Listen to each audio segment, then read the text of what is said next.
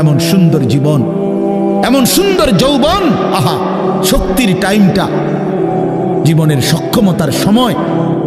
ছোটবেলা তো ভাইয়া দুর্বল, বৃদ্ধ বয়সটাও দুর্বল। তোমাদের অনেক কিশোর নওজোয়ান একজনের গায়েও চাদর নাই, কিন্তু মুরব্বী সবগুলোর গায়ে চাদর। দেখো চাকায়া, এই চাচারা তো আমার সব পরিচিত চাচা।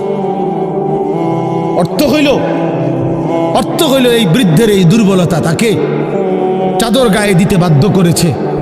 তার শরীরে শীতের অনুভূতিটা বেশি, ঠিক কিনা বলেন নাকি? কিন্তু তোমরা নওজোয়ান, তোমাদের অধিকাংশ কারো গায়ে চাদর নেই। তোমরা দেখো ভাইয়া, আমার গায়ে কোনো চাদরই নাই। তাইলে বুঝাইতে চাইলাম এই শক্তির সময় যৌবন।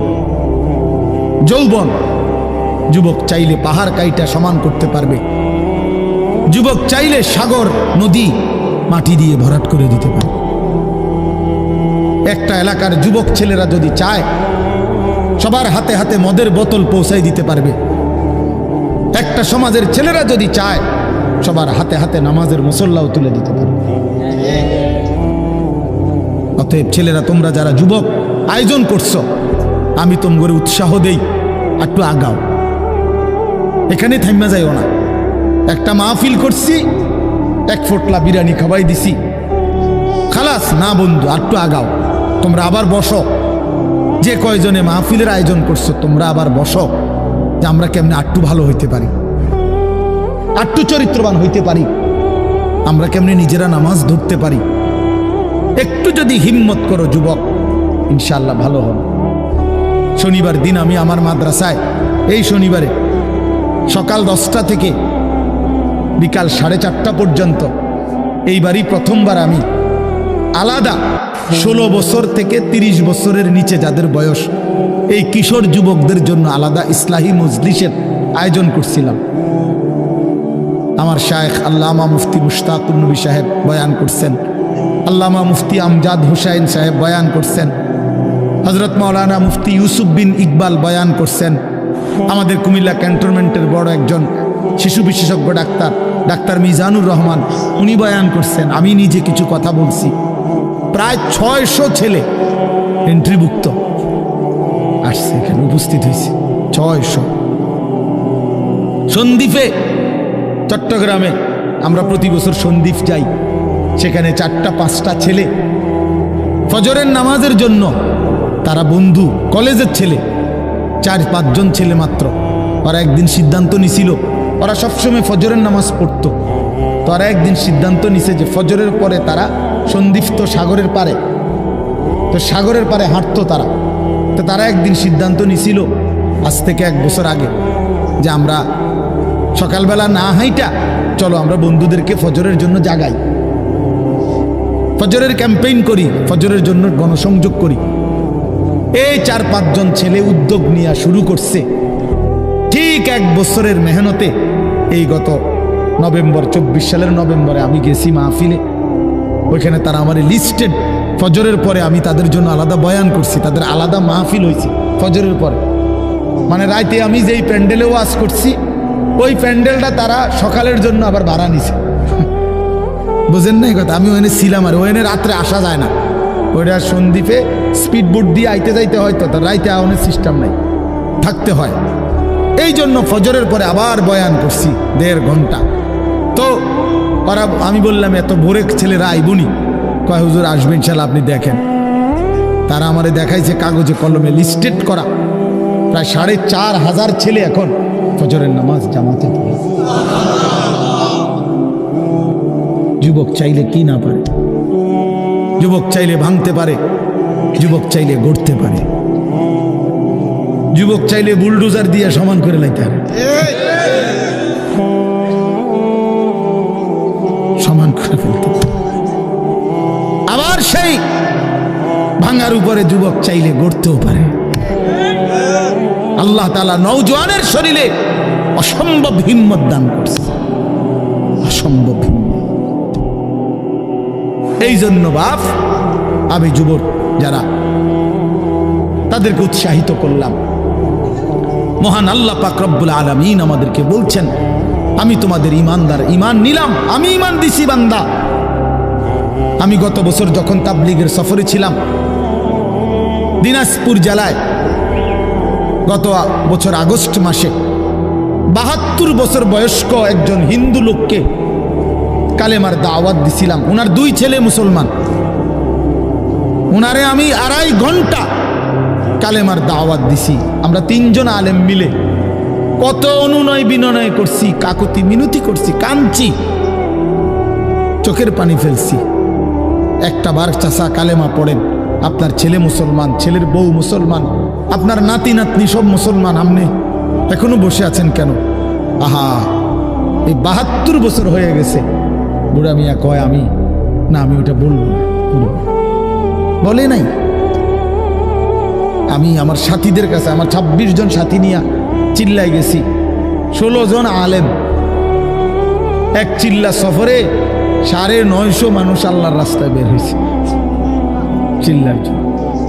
আলহামদুলিল্লাহ, আল্লাহই করাইছে। তো বলতেছিলাম, আমি সাথীদের কাছে এসে বলছিলাম যে দেখেন ৭২ বছর বয়স হয়ে গেছে, এক আল্লাহর বান্দা, তার জবান দিয়া কোনোদিন তার মালিকের নামটা বের হয়। আমারে আপনারে আল্লাহ তাআলা কত বড় তৌফিক দিছে যে আমরা কত হাজারবার, লক্ষবার কালেমা লা ইলাহা ইল্লাল্লাহ মুহাম্মাদুর রাসূলুল্লাহ এটা যে আমরা পড়তে পারি, পড়তে পারছি, এই সৌভাগ্যের কৃতজ্ঞতা কি? এটা যদি আল্লাহ আমগো জবান দিয়ে কোনোদিন না বলাইতো। কথা বলে না বাপ, এই ছেলেরা মিয়া, এই বাপ যারা নামাজ পড়ো না, আরে না ফরমান, তুই যদি হিন্দুর ঘরে জন্ম নিতি, তুই যদি ইহুদির ঘরে জন্ম নিতি, তুই যদি খ্রিস্টানের ঘরে জন্ম নিতি, বেটা কি হতো জীবন? যদি কোনোদিন কালেমার আহ্বান না শুনতা।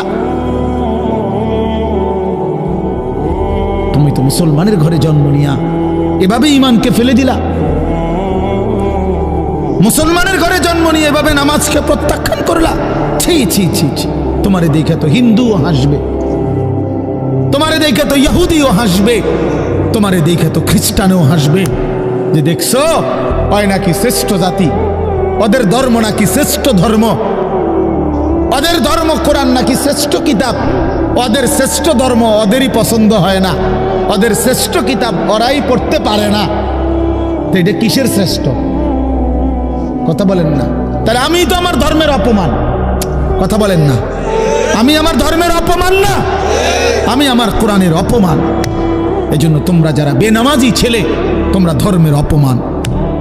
তোমাদের যাদের চুল বেঈমানের মতো, তোমরা মুসলমান ধর্মের অপমান। তোমাদের কারণে আমার ধর্ম লজ্জিত, তোমাদের কারণে ধর্ম বেইজ্জতি হয়েছে। তোমরা ইসলামকে অপমানিত করলা, আল্লাহকে অপমানিত করলা, আমার নবীর শ্রেষ্ঠতম 23 বছরের আদর্শকে তোমরা অপমানিত করলা। এই অপমানের বিচার আল্লাহ করবে, মনে রাখো, ছেড়ে দিবে না বাপ। আল্লাহ কোরআনে বলছে, বান্দা আমি 1 সেকেন্ড ছাড়বো না, আমি হিসাব নিব। তুমি আমারে কি মনে করছো বান্দা? বাদুগা খাওয়াইছি দেখে তুমি মনে করছো আমি মাতি না? হ্যাঁ, কিটা মনে করছো?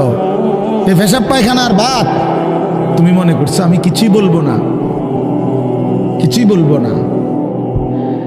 তুমি জানো না ফেরাউনকে শোয়াইছে কে? তুমি জানো না কারুনকে শোয়াই দিছে কে? তুমি জানো না নমরুদ সাদ্দাতকে নিশ্চিহ্ন করে দিয়েছে কে? তুমি শোনো নাই? তুমি আন্দাজ করো নাই আমি আল্লাহ কেমন? এই পৃথিবীর কত অবাধ্য জাতিকে আমি আল্লাহ ধ্বংস করে দিয়েছি, শোনো নাই? কই, গোটা পৃথিবীর সমস্ত আধুনিক প্রযুক্তি থাকার পরেও তো বাবা আমেরিকার ওই বেঈমানরা ক্যালিফোর্নিয়ার লস অ্যাঞ্জেলস তাদের একটি স্টেট আগুনে দাবানলে পুরে ছাই হয়ে গেছে। লক্ষ লক্ষ কোটি কোটি মিলিয়ন বিলিয়ন ডলারের এক এক বিল্ডিং। আপনারা মুরব্বীরা মিলিয়ন বিলিয়ন ডলার কি তাই বুঝতেন না? কয়টা আপনি 1 মিলিয়ন বিলিয়ন ডলার কত টাকা?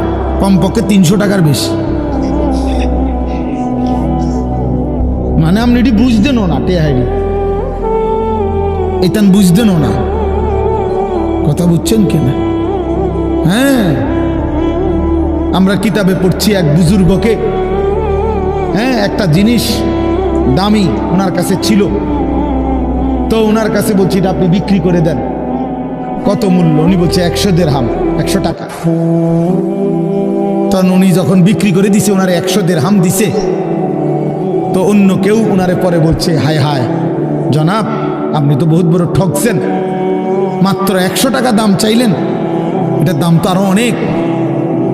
তো উনি বলছেন, আল্লাহর কসম, 100 টাকার উপরে, 100 দিরহামের উপরে কোনো সংখ্যা আছে? আমার তো এটা জানা নেই, আমার তো এর উপরে কিছু জানা নাই। আমার মেজো বোনের বিয়ে যখন হয়েছিল, মেজো বোন, আমি তখন প্রাইমারি শেষ করে মাদ্রাসায় ভর্তি হয়েছি, এই সময় আমার বোনের বিয়ে হয়েছে। তো বোন জামাই যখন ওই আগে ছোটবেলায় বিয়ের দিন বোন জামাই যখন আসছে, তখন শরবত খাওয়াইছি যে গেইটে নাকি, তখন কিছু টাকা দিতে হয় না, যে শরবত খাওয়ায় তারে। তো আমারে 100টা টাকা দিছে উনি প্রথম। তো এগুলা নাকি ওনার কাছে আরো টাকা ছিল, তো এগুলো ওই আর একটু সাফাসাফি করলে আরো দেয়, আরো কিছু দেয়, না মানলে আরো দেয়, এমনি এমনি নিয়ম ছিল। আমার 100 টাকা দিছে, আর এটা দেখে আমি একটা দৌড়ে আইয়া লাগছি। আমার পুরা মনে আছে, একেবারে কসম, আমার পুরো এখনো মনে হইলো আর এই কথাটা। আমার একেবারে আমার ভাই, চাচাতো ভাইটাই বা অন্যরা এত দমকাইছে, বেউকুফ, 100 টাকা লইয়া দুধ দিয়ে আইয়া লাগছ। আমি বলছি, আমি তো আসলে এর চাইতে বেশি টাকা জীবনে আর দেখি নাই।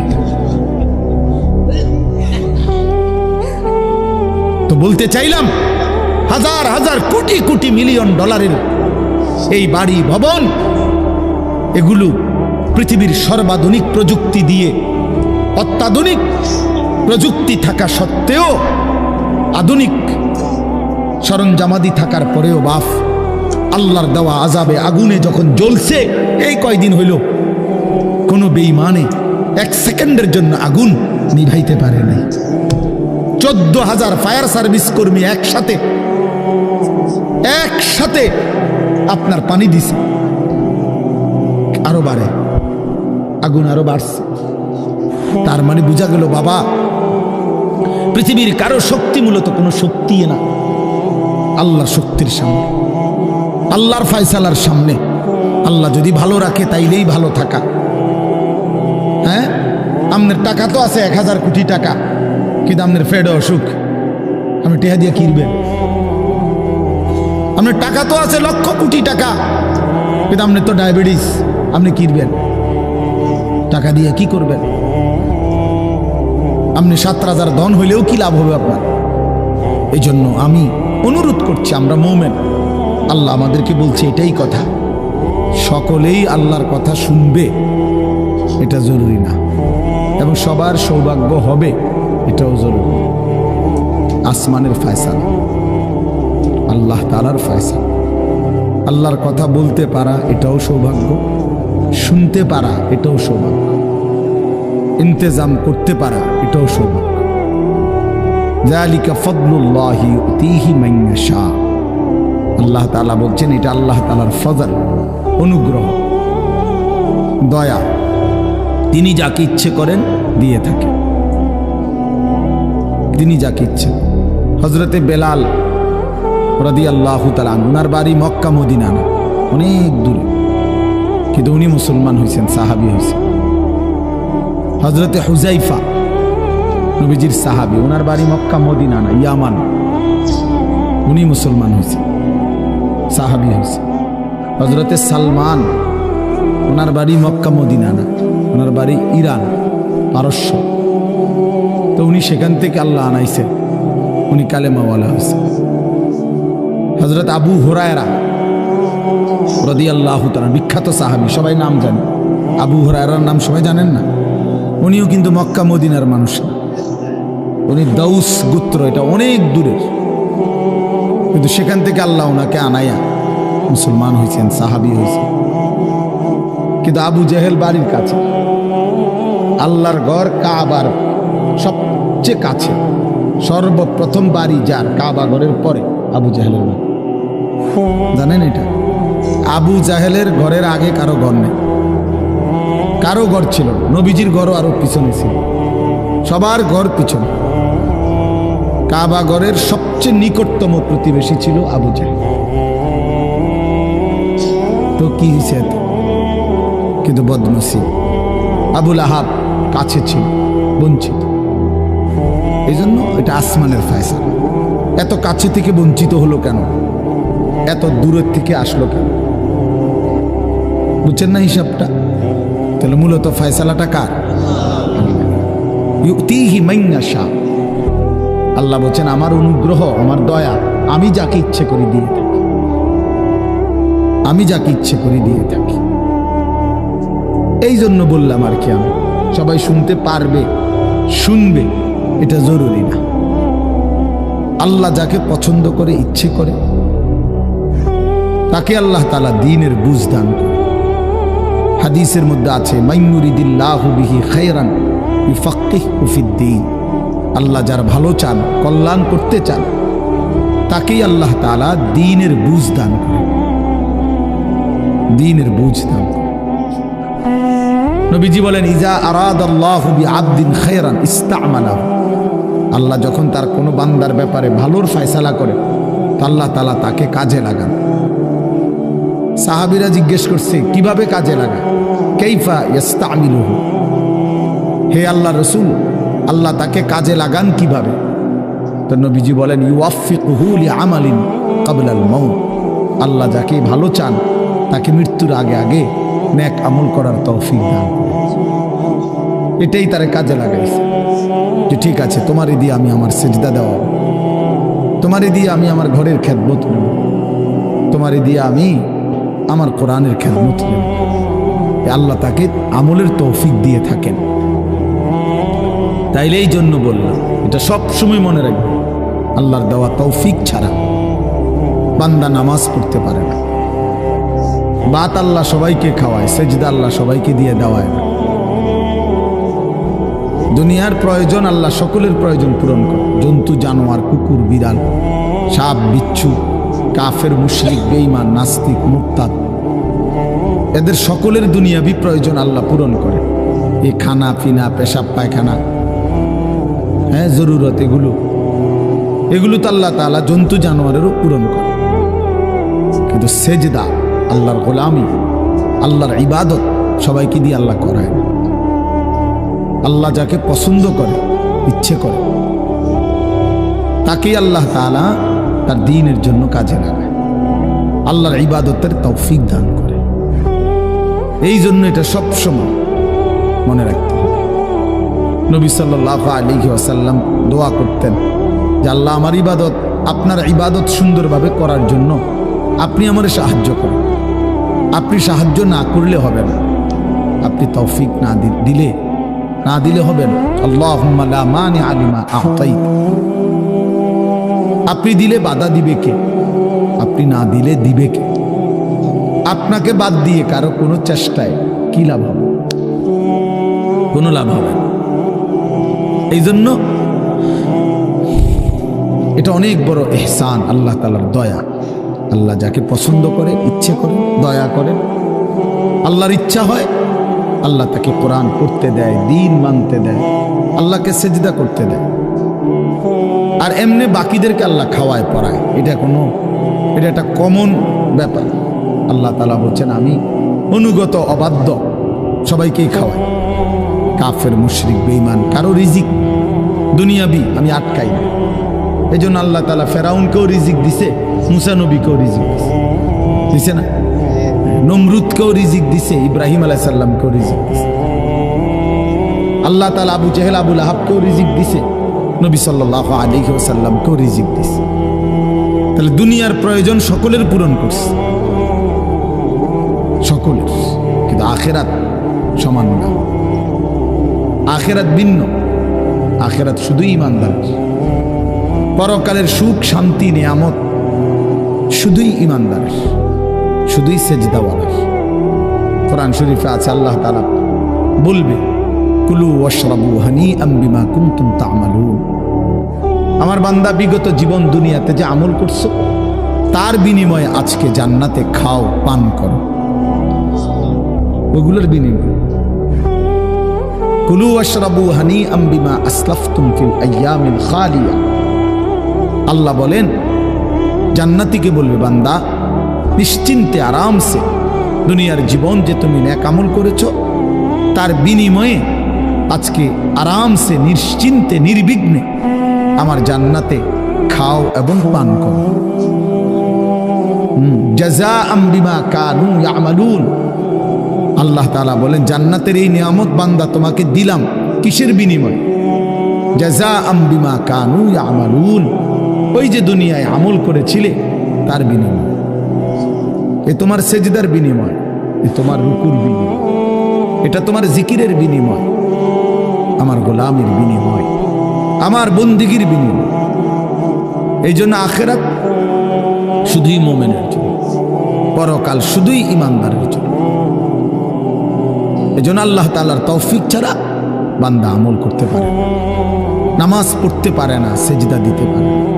কত ছেলে দেখেন না চোখের সামনে এক ওয়াক্ত নামাজ পড়ে না, জানেও না সে মানুষের বাচ্চা নাকি জানোয়ার, এটাও জানে, হাইওয়ান কিনা না মানুষ বলতে পারে।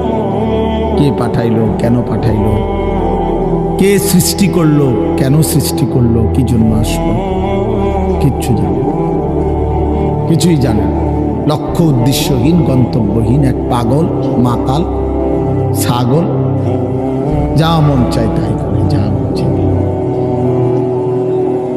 এটা জিন্দিগি আর কি। এ তো লক্ষ্য উদ্দেশ্যহীন জীবন, জন্তু জানোয়ারের জীবন। মুসলমান তো তাকে বলে যার সুনির্দিষ্ট গন্তব্য জানা আছে। ইমানদারের গন্তব্য জানা আছে যে আমার গন্তব্য কোথায়, আমার এটা হায়াত, এরপরে আমার মৃত্যু, কবর, এরপরে আমার হাসরের মাঠ, এরপরে আমার মিজান হিসাব, এরপরে আমার ফুলসেরাত, এরপরে আমার জান্নাত। আমার টার্গেট জানা আছে, আমার গন্তব্য জানা আছে। আমি থামবো সেদিন, জান্নাতে যাব যেদিন। আমার টেনশন দূর হবে সেদিন, আমি জান্নাতে ঢুকবো যেদিন। وقالوا الحمد لله الذي أذهب عنا الحزن। কোরআনুল কারীমের মধ্যে আছে আল্লাহ তাআলা বলেন জান্নাতি বান্দা জান্নাতে ঢুকে বলবে, আল্লাহ আপনার প্রশংসা করছি, আজকেই আমার চিন্তা পেরেশানি জীবনের তরে শেষ হলো। আজ আমি জান্নাতে ঢুকলাম, এবার আমি নিশ্চিন্ত হলাম, নিশ্চিন্ত হলাম, আর কোনোদিন এই জান্নাত থেকে বের হতে হবে। আল্লাহ তাআলা বলছেন আর কখনোই এখান থেকে বের হইতে হবে না। খালিদিনা ফিহা আবাদা, চিরস্থায়ী। চলেন বাপ, এই জন্য বললাম নিজেদের ছেলে, নিজেদের মেয়ে, নিজেরাও ইনসাফের সাথে ভাইবেন যে আপনি আখিরাত চিনেন কিনা। আপনার ছেলে মেয়েগুলো যেই জীবন পরিচালনা করতেছে এতে কি মনে হয়, এতটুকু আন্দাজ করা উচিত যে আমার ছেলে আসলে আখিরাত চিনে কিনা, আমার ছেলের সামনে কোনো গন্তব্য আছে কিনা, নাকি এই মোবাইল, নারী, ছবি, জিনা, ব্যভিচার, মদ, জুয়া, নাচ, গান, উলঙ্গ দৃশ্য, হালাল হারামের কোনো বাজ বিচার নাই, পাক নাফাকের কোনো বাজ বিচার নাই, লজ্জা শরম হায়া কিচ্ছু নাই, যখন যা মন চায় খাইতেছে, হ্যাঁ, যা মন চায় তাই করতেছে। তো এই খামখেয়ালি জীবন, যখন যা মন চায় তাই, হালাল হারাম, জায়েজ না জায়েজের জীবন, যার পার্থক্য নাই, আল্লাহ তাআলা কোরআনে বলছে তার উদাহরণ হলো ফামাসালুহু কামাসালিল কাল, কুত্তার মতো। হ্যাঁ, এটা কোরআন শরীফের আয়াত। ওই জীবন কুত্তার জীবন, কুকুরের জীবন। এই জন্য আমি সবসময় এটা বুঝি, বেনামাজির জিন্দেগি কুত্তার জিন্দেগি। এই ফজরের নামাজ না পড়ে যে জানোয়ারগুলো ঘুমায় থাকে, এগুলা কুকুরের জিন্দেগি।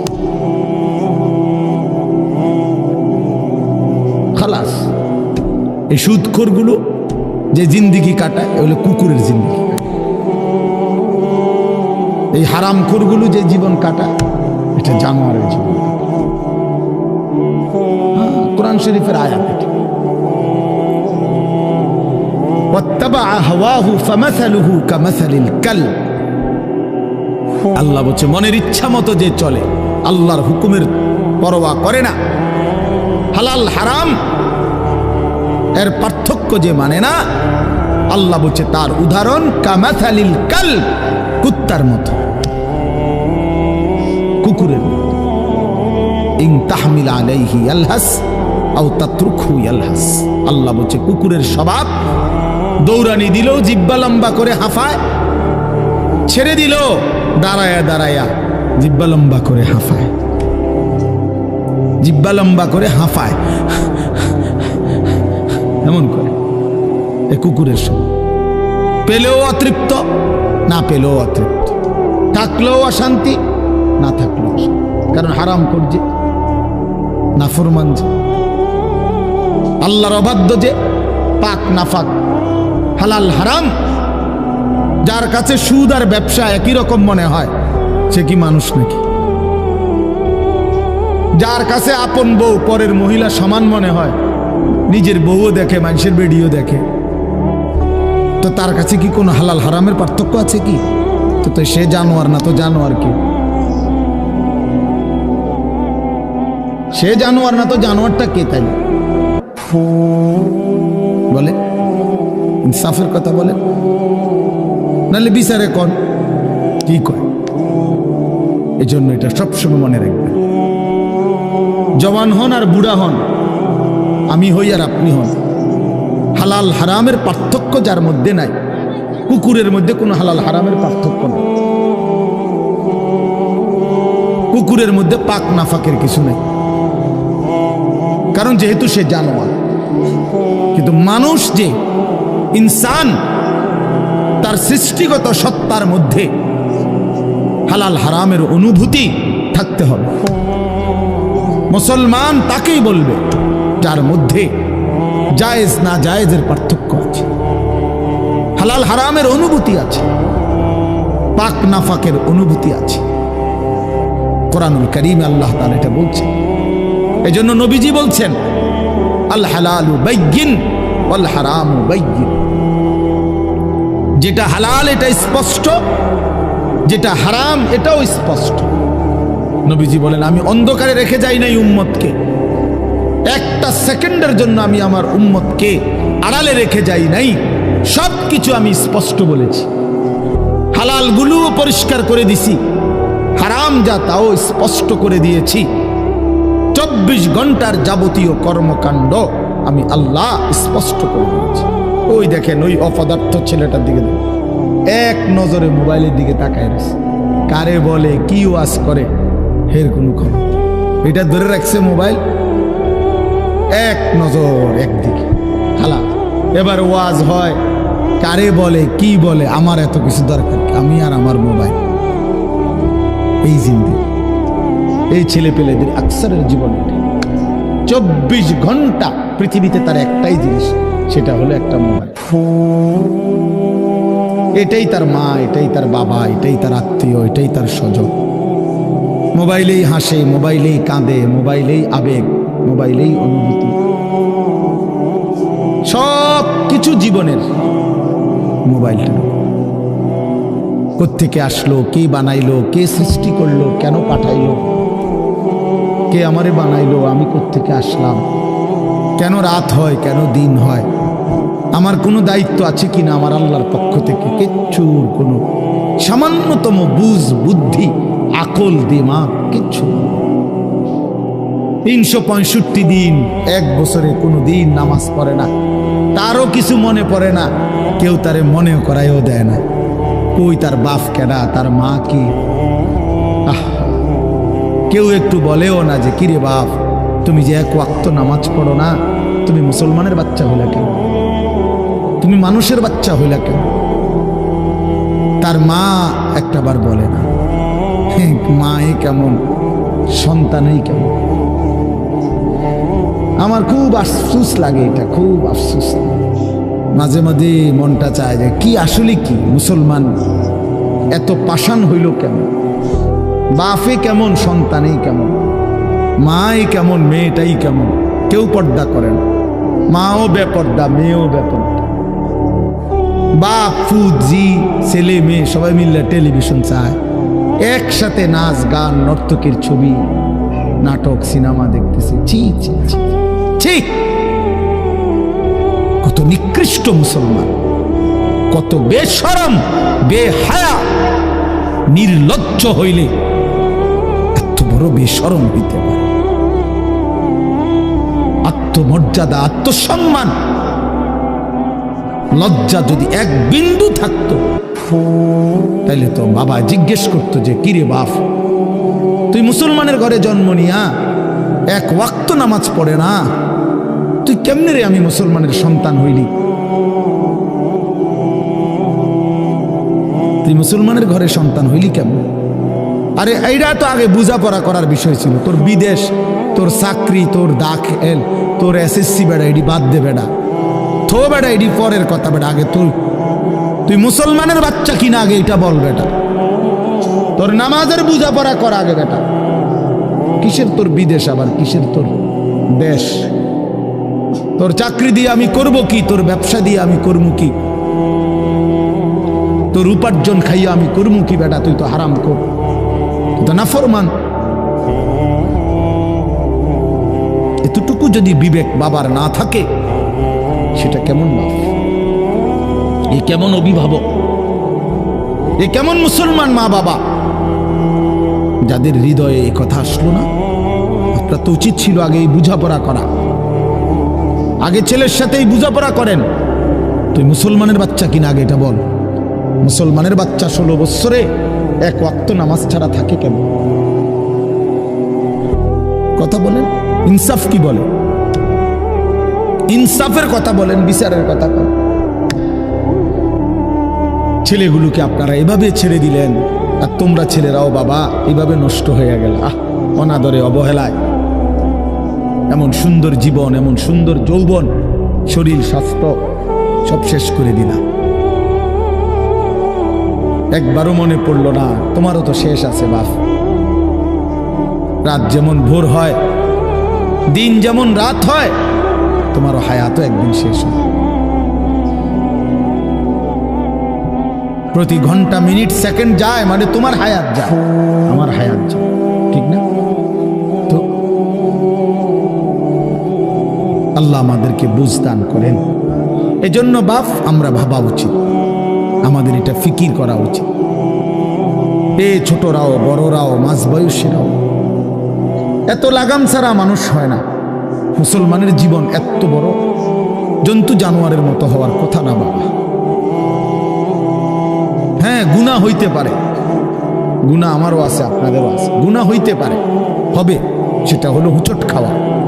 মানে চলার পথে আমি 10 কিলো পথ হাঁটলাম, আমি 30 কিলো পথ গেছি এক জায়গা থেকে আরেক জায়গায়।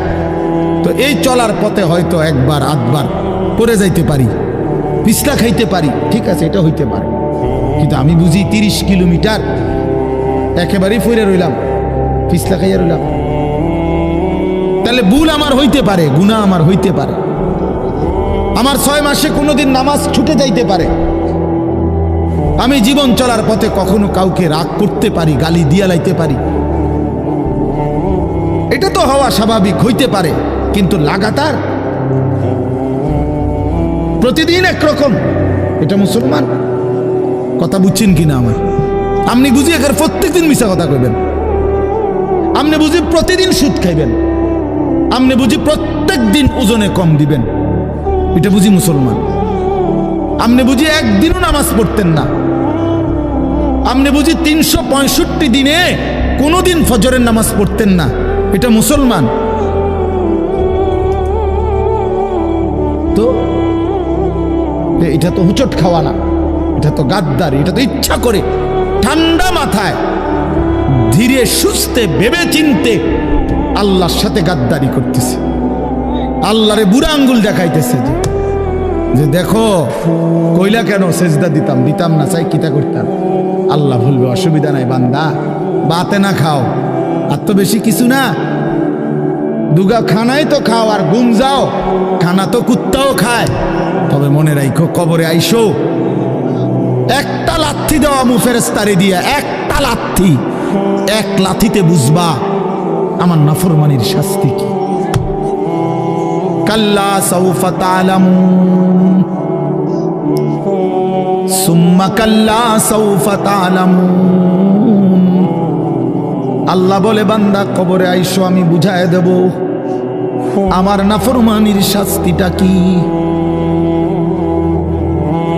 ফেরেশতা দুই কান বরাবর, আল্লাহর নবী বলছেন নাফরমানের কবরে ফেরেশতা ফায়াদরিবু দারবাতান বাইনা উযুনাইহি, দুইটা কান বরাবর ঘাড়ের মধ্যে প্রত্যেকটা আঘাত করবে লোহার হাতুড়ি দিয়ে।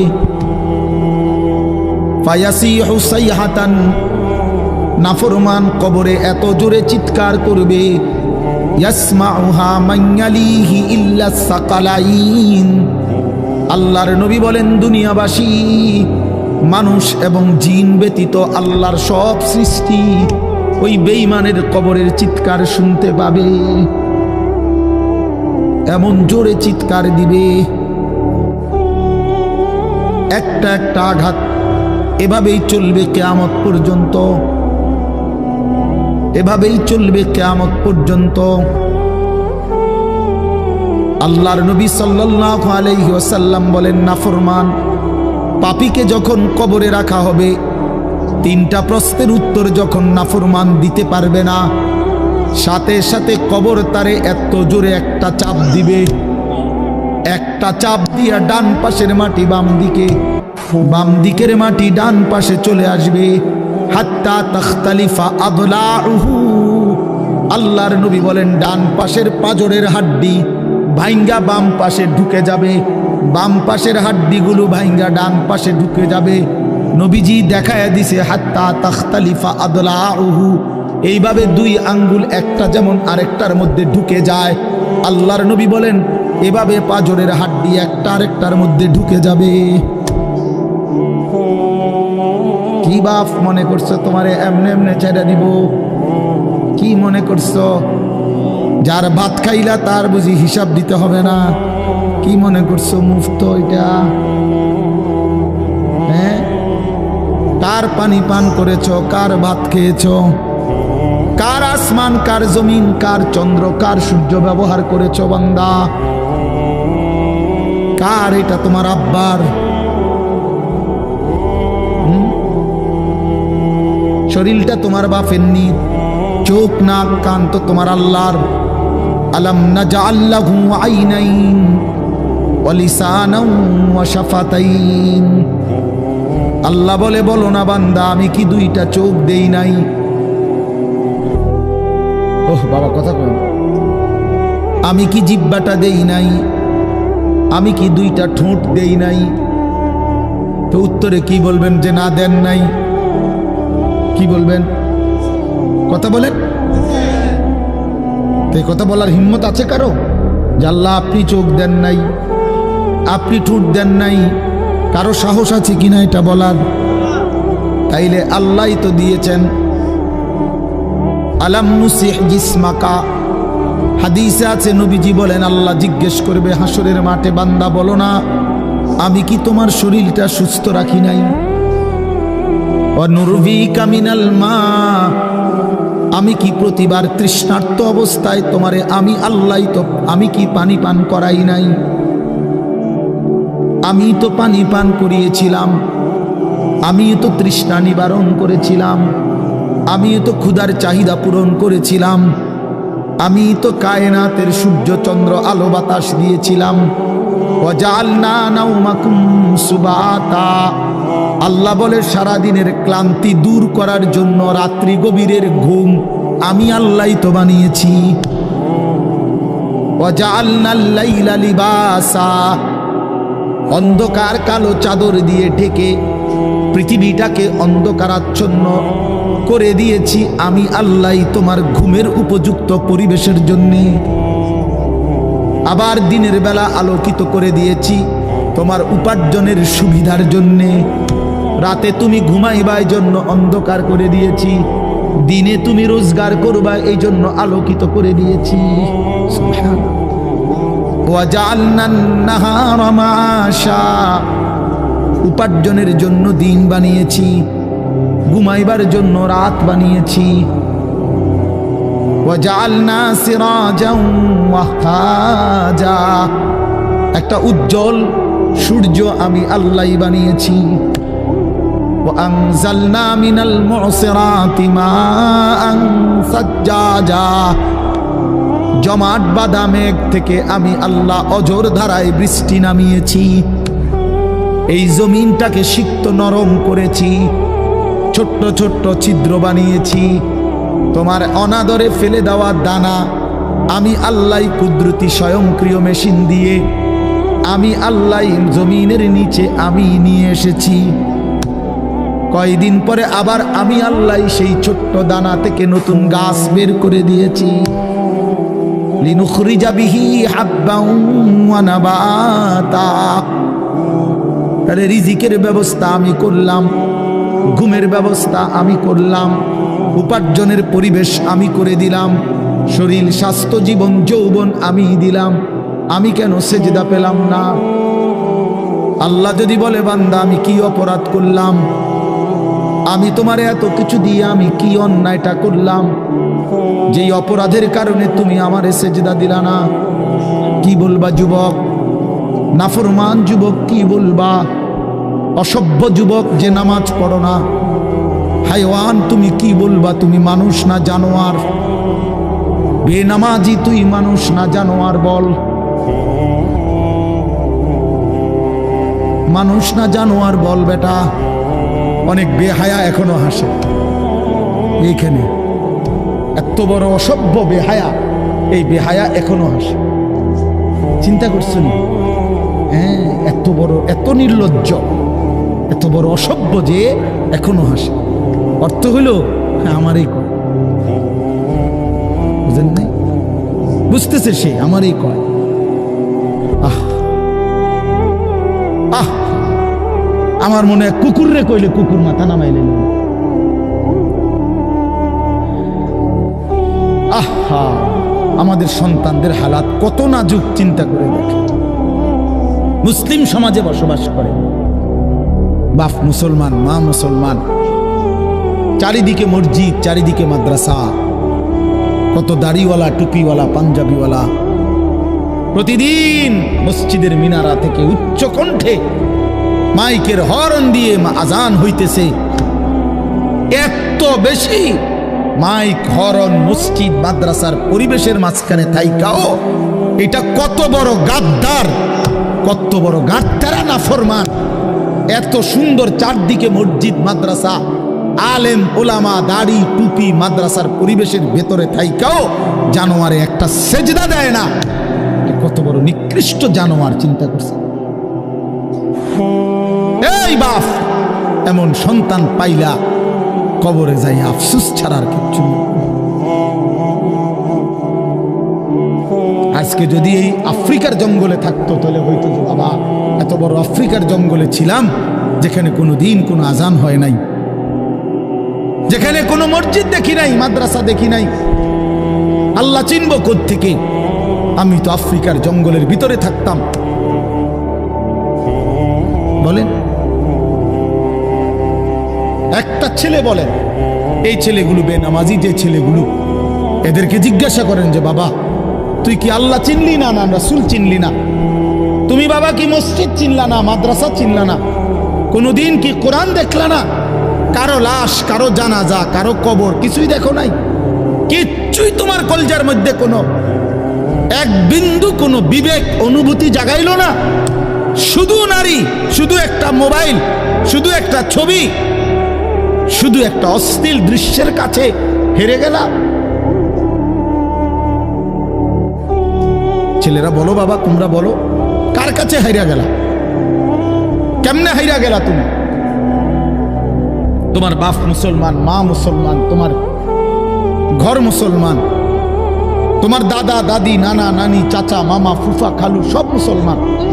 তোমার এলাকার চারদিকে আজান হয়, তোমার মহল্লার প্রত্যেক গলিতে গলিতে মাদ্রাসা আছে, কোরআনের ঘর আছে, তোমারই কোনো না কোনো চাচাতো ভাই, মামাতো ভাই, ফুফাতো ভাই, আত্মীয় কেউ না কেউ হাফেজে কোরআন আছে, আছে না? তালেবে ইলম আছে, মাদ্রাসায় পড়ুয়া আছে।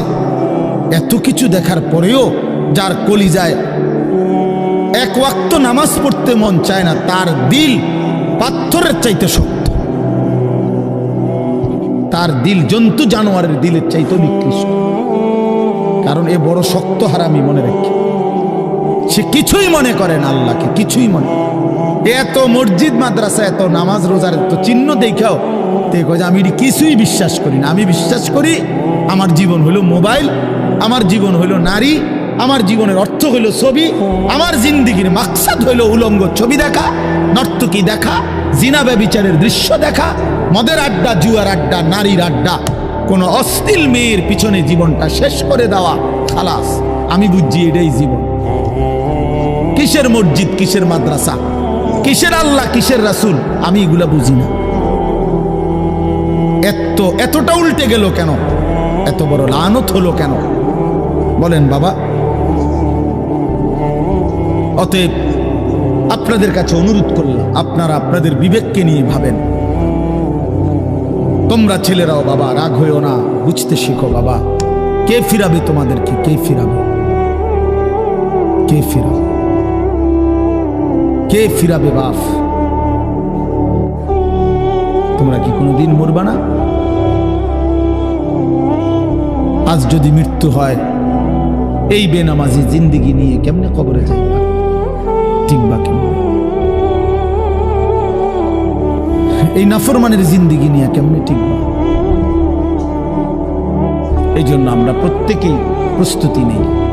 যদি ভাবতে শিখি, বুঝি, সামান্য অনুভূতি জাগে, তাহলে এই অনুভূতিটাকে কাজে লাগাবার, একটা জনের গুনাহ মাফ করে নতুন করে নিজেকে আল্লাহর ইবাদত, ঈমান, আমলের দ্বারা সজ্জিত করার একটা শ্রেষ্ঠতম সিজন, মৌসুম আসতেছে, সেটা হলো মাহে রমজান। মাহে রমজান বড় বেশি সুযোগ আসতেছে।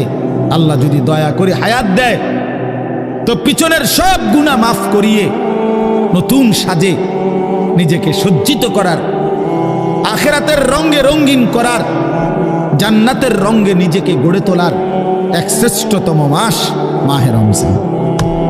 রমজান মানে অন্য কিছু, রমজান মানে ভিন্ন কিছু। রমজান মাসে মানে নিজেকে বদলানোর মাস, রমজান মানে নিজেকে পরিবর্তনের মাস, রমজান মানে নিজেকে আখিরাতের রঙে রঙিন করার মাস, রমজান মানে আল্লাহ তাআলার মহব্বতে, রাসূলুল্লাহ সাল্লাল্লাহু আলাইহি ওয়াসাল্লামের মহব্বতে ডুবে যাওয়ার মাস। এটা আমাদের সামনে। আল্লাহ আমাদের জন্য রমজানের হায়াত ভিক্ষা দান করেন। আল্লাহ যেন আমাদের সকলকে রমজান পর্যন্ত পৌঁছিয়ে দেন। এই আয়াত দেখেন, আল্লাহ তাআলা বলছেন, ইয়া আইয়ুহাল্লাযীনা আমানু, হে ঈমানদারগণ, কুতিবা আলাইকুমুস সিয়াম, তোমাদের উপরে রোজা ফরজ করা হলো, কামা কুতিবা আলাল্লাযীনা মিন ক্বাবলিকুম, যেমনটা ফরজ করা হয়েছিল তোমাদের পূর্ববর্তীগণের উপর, মানে পূর্বের ঈমানদার উম্মতদের উপর। কেন ফরজ করা হলো রোজা? উদ্দেশ্য কি? আমি আল্লাহর, লাআল্লাকুম তাত্তাকুন, যেন তোমরা মুত্তাকি হতে পারো, মুত্তাকি হইতে পারো, আল্লাহ ভীরু হইতে পারো। আর মুত্তাকি হলে কি লাভ হবে? উইদ্দাত লিল মুত্তাকিন, আল্লাহ বলে জান্নাত বানানোই হয়েছে মুত্তাকিদের জন্য। মুত্তাকি হবে তো জান্নাতি হবে, জান্নাতি হবে। এই আয়াতটার অল্প একটু কথা, আমি এই আয়াতটাই পড়ছি সূরা বাকারার 183 নম্বর আয়াত, দ্বিতীয় পারা, দ্বিতীয় সূরা। এটার উপর আর একটু কথা বললে আমার কথা শেষ। আমরা আমাদের যদি পরিবর্তন চাই, পরিবর্তনের সুযোগ মাহে রমজান। আমরা যদি আখিরাত সাজাইতে চাই, আমাদের জন্য শ্রেষ্ঠ সুযোগ মাহে রমজান। আমরা যদি ঘুরে দাঁড়াইতে চাই, আমাদের জন্য শ্রেষ্ঠ সুযোগ মাহে রমজান। মাহে রমজান, আল্লাহ নাফরমানির এই জিন্দিগি আমি ছেড়ে দেব, আপনার রঙে রঙিন হব, তাইলে শ্রেষ্ঠতম সুযোগ মাহে রমজান। মাহে রমজানের মধ্যে অসম্ভব শক্তি আছে, মাহে রমজানের মধ্যে অসম্ভব পাওয়ার আছে। আল্লাহ বলছে রমজানে বান্দা আইসো আমার কাছে, রাত দিন 24 ঘন্টা আমি আল্লাহ জাহান্নাম থেকে মুক্তি দিতে থাকব। ওতাকাউ মিনান নার, জাহান্নাম থেকে মুক্তি দেব, সারা রাত মুক্তি দেব, সারা দিন মুক্তি দেব। রমজানের প্রতি ঘন্টা, প্রতি মিনিট, প্রতি সেকেন্ড হীরা মণি মুক্তা জহরতের চাইতেও কোটি গুণ বেশি দাম, কোটি গুণ বেশি দাম। আল্লাহ তাআলা সেই মহিমান্বিত রমজান আমাদের সামনে আনতেছেন। আর মাত্র 18-19 দিনও বাকি নাই। এই অল্প কয়টা দিন বাবা আমাদের উচিত রমজানের জন্য অধীর আগ্রহে মহব্বতের সাথে আল্লাহর কাছে হায়াত ভিক্ষা চাওয়া, যে আল্লাহ এত কাছে আইনা মৃত্যু দিয়েন না, কবরে নিয়েন না, আর কয়টা দিন হায়াত দেন, রমজান পর্যন্ত পৌঁছিয়ে দেন।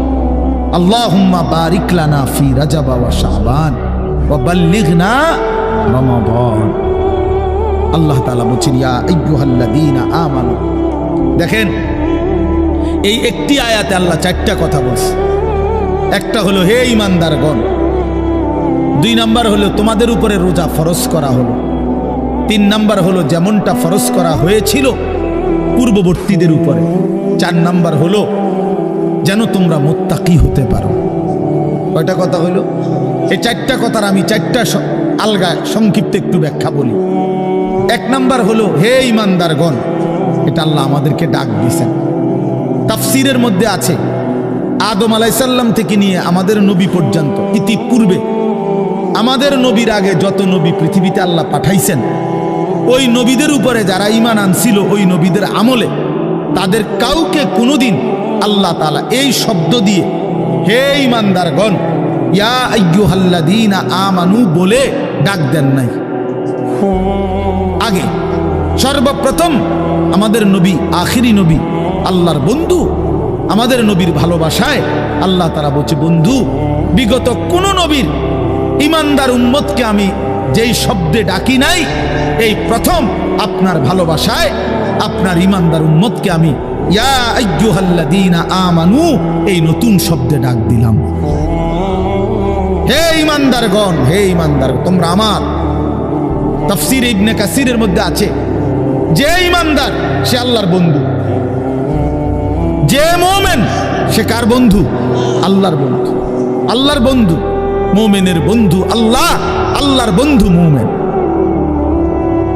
আল্লাহর বন্ধু মুমিন। এই জন্য তাফসীরে লিখছে হে ঈমানদারগণ, এই কথার আরেকটা তর্জমা এটা, হে আমার বন্ধুগণ।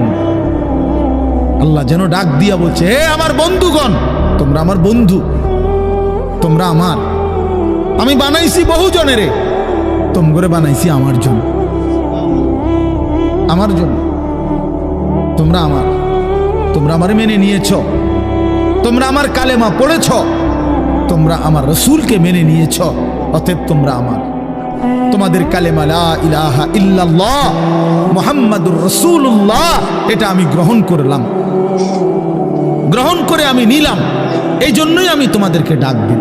তুমি বলছো আমি এনে ভর্তি হমু, ওই যে আমারে মোহাম্মদে বলছে তার ছোট ভাই হাফেজ মুশাররফ কয় আমার আজকে বললো যে হুজুর ভর্তি করামু আপনার মাদ্রাসায়, তো কি কোন সময় আমু, ফরম নিয়ম কানুন কি? আমি এত কথা তোমার দরকার কি, হাতে ভর্তি হইব সারছে তো আর কি।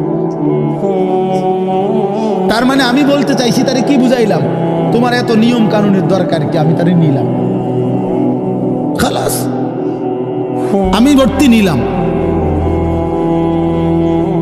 তাইলে অর্থ হইল আল্লাহ তাআলা বলছেন বান্দা তোমার কালেমা আমি নিলাম,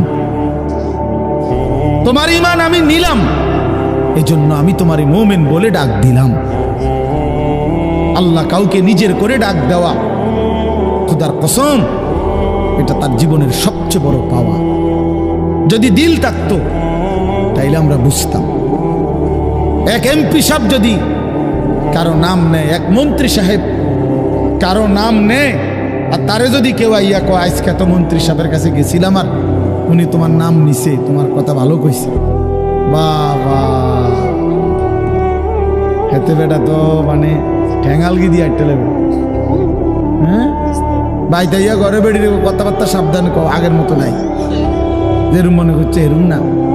কি কিছে মন্ত্রী সাহেব আজকেও আমার নাম রয়েছে জিঙ্গাও, মানে সে এটাকে খুব গৌরবের মনে করবে, ঠিক কি না বলেন না কেন? সবার কাছে ঘুরে ঘুরে বলার চেষ্টা করবে আমি কিন্তু মন্ত্রীর পরিচিত। হাদিসের মধ্যে আছে এক সাহাবী উবাই ইবনে কাব রাদিয়াল্লাহু তাআলা আনহু, সাহাবীদের মধ্যে নবীজির সবচেয়ে সুন্দর কোরআন শরীফ পড়তেন যিনি, ওনার নাম হলো উবাই ইবনে কাব। তো এই উনি নবীজি একদিন উনাকে বলছেন এই সাহাবীকে যে উবাই এদিকে আসো, তুমি আমারে কোরআন শরীফ পড়ে শোনাও, বুঝছেন? তখন ওই সাহাবী একটু লজ্জিত হয়ে বলতেছি, ইয়া রাসূলুল্লাহ আমি আপনার সামনে কোরআন পড়বো, অথচ কোরআন তো আমরা আপনার থেকেই শুনি, কোরআন আপনার উপরেই নাজিল হয়, আমি কোন সাহসে আপনার সামনে কোরআন পড়ি? তো নবীজি বললেন, শুনো, মহান আল্লাহ পাক রব্বুল আলামিন জিব্রাইল পাঠাইয়া তোমার নাম নিয়া বলছে তোমার কাছ থেকে আমি কোরআন শুনতে। এই আমরা স্পষ্ট হাদিসে পড়ছি, বিশ্বাস করেন। এই সাহাবী এটা শুই না 3 বার জিজ্ঞাসা করছে নবীজিরে, আওয়াসাম্মানি আল্লাহ, ইয়া রাসূলুল্লাহ বললেন কি আমার আল্লাহ আমার নাম নিছে? আমার নাম? আরে কোন কি আপনি? নবীজি বলল, হ তোমার নামে তো নিছে।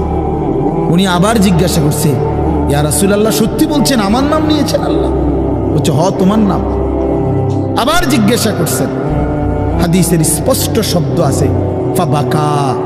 3 বারের পরে এই সাহাবী খুশিতে আনন্দে চিৎকার করে কাঁদতে শুরু করছে আর বলতেছি, ইয়া রাসূলুল্লাহ এক গোলামের কি পরিমাণ সৌভাগ্য, তার মুনিব তার নাম নিয়েছে।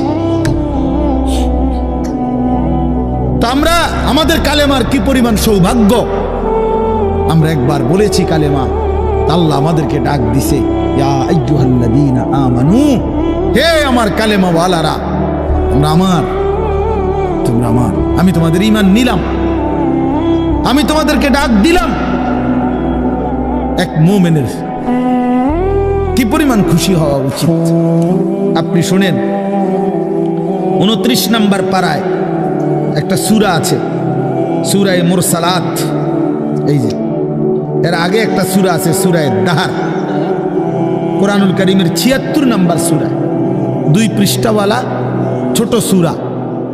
এই সূরাটার মধ্যে জান্নাতের বর্ণনা সবচেয়ে সুন্দর, মানে জান্নাতের বর্ণনা হৃদয় কারা এই সূরাতে আছে।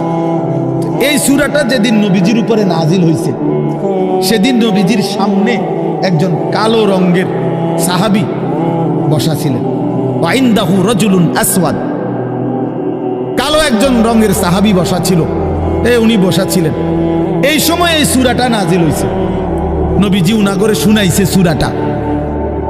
তো এই সূরার মধ্যে জান্নাতের এমন হৃদয়গ্রাহী বর্ণনা, এই সাহাবীটা সামনে যিনি বসা কালো রঙের সহজ সরল সাহাবী, উনি এই সূরা এটা শুইনা জান্নাতের আশায় খুশিতে একটা চিৎকার দিছে, এক চিৎকারে হাদিসে আছে উনি ওইখানেই ইন্তেকাল করছে।